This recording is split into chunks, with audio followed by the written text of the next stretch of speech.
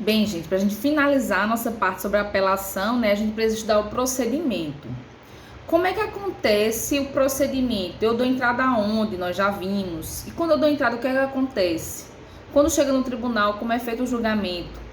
E aí eu fiz um slide para vocês com mais ou menos o procedimento que se segue, né, a regra geral de como se procede a apelação. E aí, inicialmente, a gente tem que fazer a interposição da petição de apelação no juiz aquol. O juiz aquol é o que proferiu a decisão que está sendo recorrida, certo? Quando eu apresento a petição da apelação no juiz aquol, que é o juiz que proferiu a decisão, se não for aqueles casos excepcionais de retratação, o que é que o juiz deve fazer? Ele não faz análise de admissibilidade, certo? Na apelação, o juízo aquol, aquele que proferiu a decisão, a sentença ou a decisão não agravável, o interlocutório não agravável, ele não pode fazer o juízo de admissibilidade.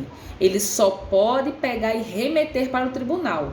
Juízo de admissibilidade agora só é feito pelo tribunal quando a gente fala em apelação, certo?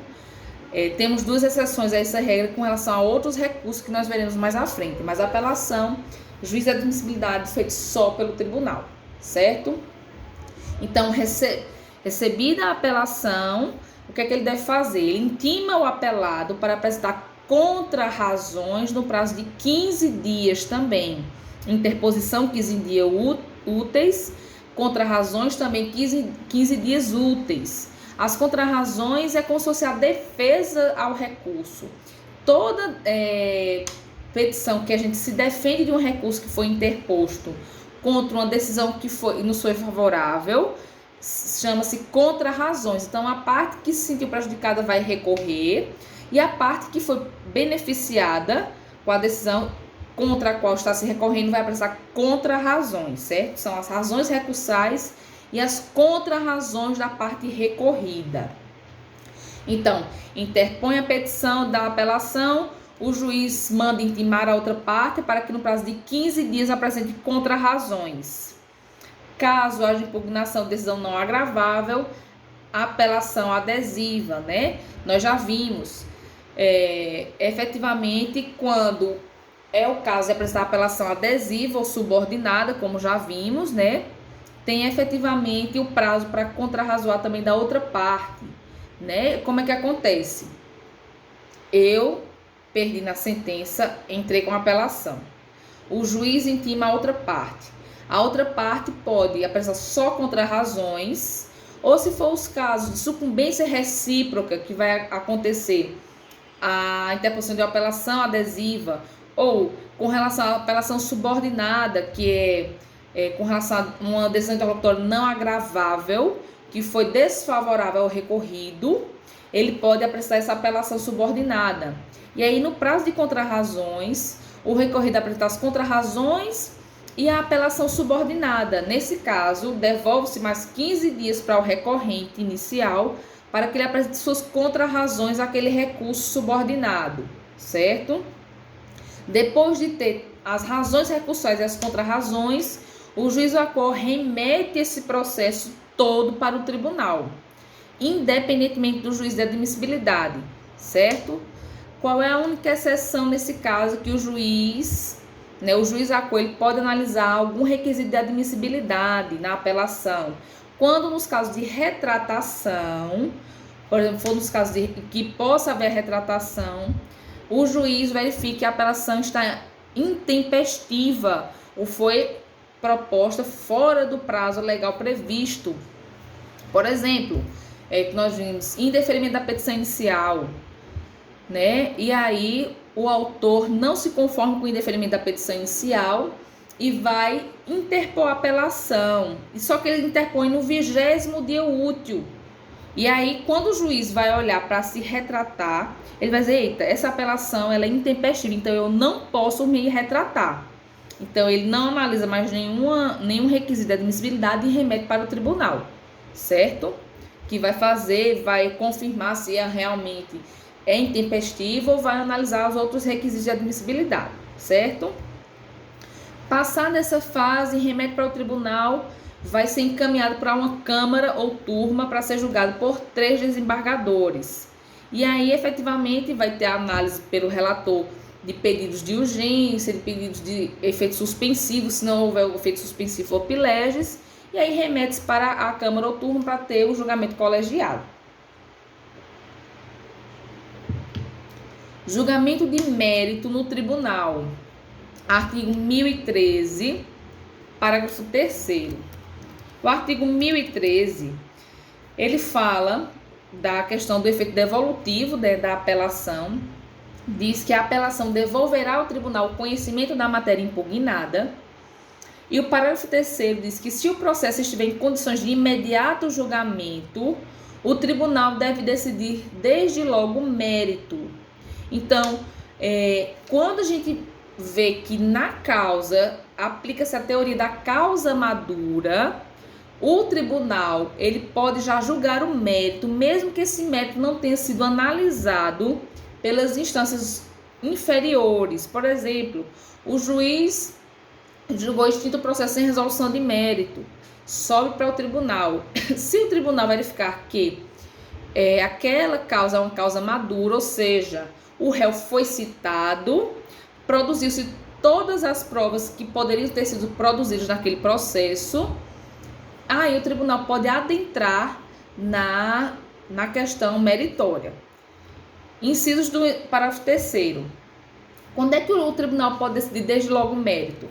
Quando reformar a sentença fundada no artigo 485, ou seja, quando há o julgamento sem resolução do mérito, e aí reforme-se essa sentença. Quando decretar a nulidade da sentença, por não ser ela congruente com os limites do pedido ou da causa de pedir, ou seja, é uma sentença extra petita, ultra petita ou citra petita. Quando constatar a omissão do exame de um dos pedidos, hipótese em que poderá julgá-lo. Então, a parte fez o pedido e o juízo foi omisso em relação a ele. E, por fim, quando decretar a nulidade de sentença por falta de fundamentação. Nesses 4 casos, o tribunal ele pode, se verificar que é uma causa madura, já adentrar no mérito, mesmo que esse mérito não tenha sido julgado pela instância inferior.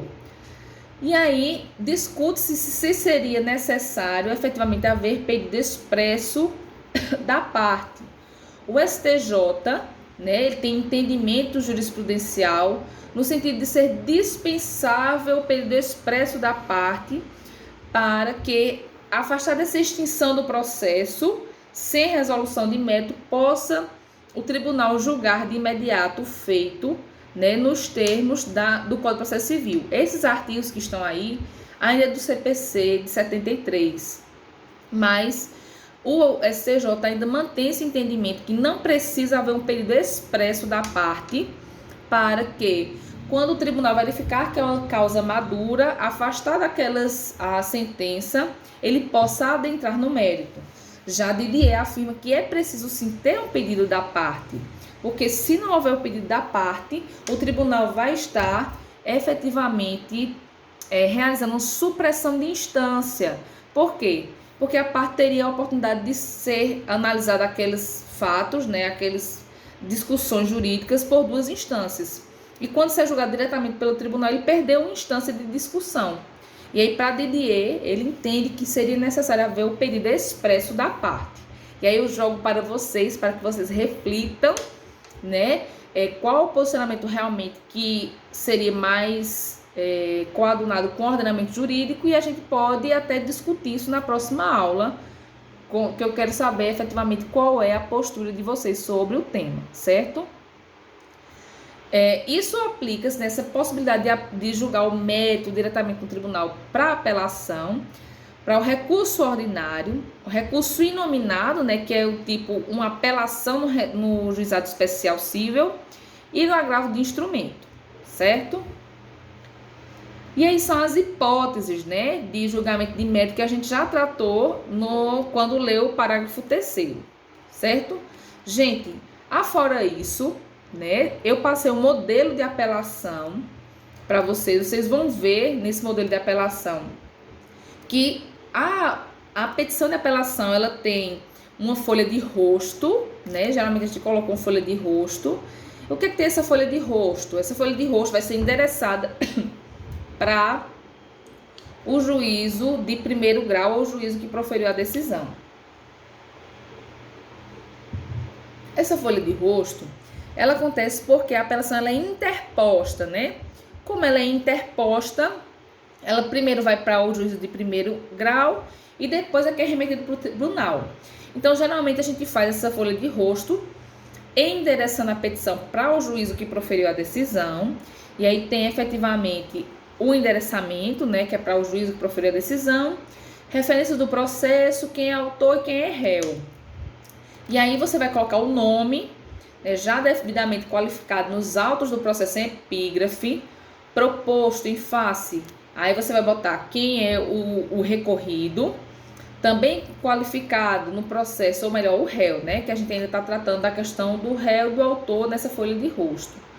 Também já qualificado no processo em epígrafe, neste ato representado por sua advogada que esta subscreve. E aí, é bom que se coloque aí a exigência que tem no 319 e coloque-se o endereço físico e o endereço eletrônico do advogado, certo? Inconformado com a sentença proferida, a qual aí você diz o que a sentença determinou que você não concorda, o autor vem perante Vossa Excelência com fulcro, né, com base, com fundamento no artigo 1009, segundo do CPC, apresentar recurso de apelação pelas razões anexas. Requer-se que o presente recurso seja admitido em seus efeitos devolutivo e suspensivo e suas razões sejam encaminhadas ao tribunal respectivo. Outros sim informa que deixa de recolher as custas pertinentes ao ato por ser beneficiário da justiça gratuita. E aí, se não for, deve haver o pagamento de preparo na apelação, certo? Nós já vimos o que é preparo, que são os custos judiciais do recurso. Aí termos em que pede deferimento, local, data e a assinatura do advogado, certo? Feita essa folha de rosto, a gente faz uma segunda folha que a gente já vai endereçar para o tribunal respectivo. A gente faz o endereçamento para o tribunal, coloca razões da apelação, né? Que a gente vai ver modelos de outros recursos também. Referencia o processo, o autor, o réu e a origem de onde vem. E aí coloca termos estilísticos, né? Egrégio tribunal, colinda turma e méritos desembargadores. Geralmente a gente tem que fazer uma análise dos requisitos básicos de admissibilidade, né? Mostrar a tempestividade, que foi interposto o recurso dentro do prazo dos 15 dias úteis, da ausência de preparo ou do pagamento de preparo, se for o caso. E aí a gente vem para o breve resumo da lide. A gente pode falar também de cabimento, dos demais requisitos, mas aí é desnecessário, né?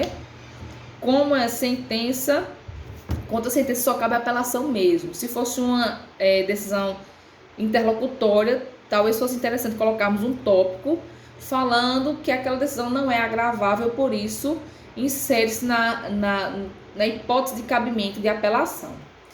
Depois faz um breve resumo dos fatos, né, da lide, que aí você não vai estar relatando apenas fatos, mas você vai relatar o que consta na petição inicial, se houve decisão interlocutória concedendo alguma tutela provisória, o que foi alegado na contestação, quais as provas que foram produzidas, quais os principais fundamentos de autor e da defesa e como foi proferida a decisão judicial e o que deveria ser modificado nessa decisão. Depois a gente vai para as razões de reforma. Essa é uma petição bem extensa, mas eu não quero que vocês adentrem efetivamente na questão de mérito, mas apenas que vejam a formalidade, certo? E aí eu vou para as razões de reforma da sentença, em que eu vou mostrar por que a decisão deve ser reformada, certo? Esse é o fundamento de um recurso judicial. E aí, efetivamente, no fim, a gente fala dos requerimentos, né? Quais seriam os requerimentos, efetivamente, para que a gente colocasse em uma petição de apelação? A gente coloca, né, diante das considerações, o apelante requer seja reconhecido o presente recurso, que seja conhecido, né? Ou seja, a admissibilidade seja positiva. E quando seu julgamento de ser dado integral provimento para a reforma total da sentença recorrida, a fim de, aí eu vou dizer o que é que eu quero que a nova decisão traga. Então, eu tenho que pedir que seja conhecido o recurso, ou seja, que o juízo de admissibilidade seja positivo, e perpassar essa fase, que seja julgado totalmente, que seja dado integral provimento para anulação ou reforma da sentença, para que seja dada uma nova decisão em tais e tais termos, certo? Faz novamente o fecho, termos em que pede deferimento, local, data e assinatura, certo? Então, eu deixei à disposição de vocês esse modelo, e aí na próxima aula nós iremos fazer um trabalho prático em que vocês vão realmente redigir uma apelação, certo, gente? Então, a gente encerra por aqui a aula de hoje. Espero que tenha sido proveitosa, que vocês tenham compreendido.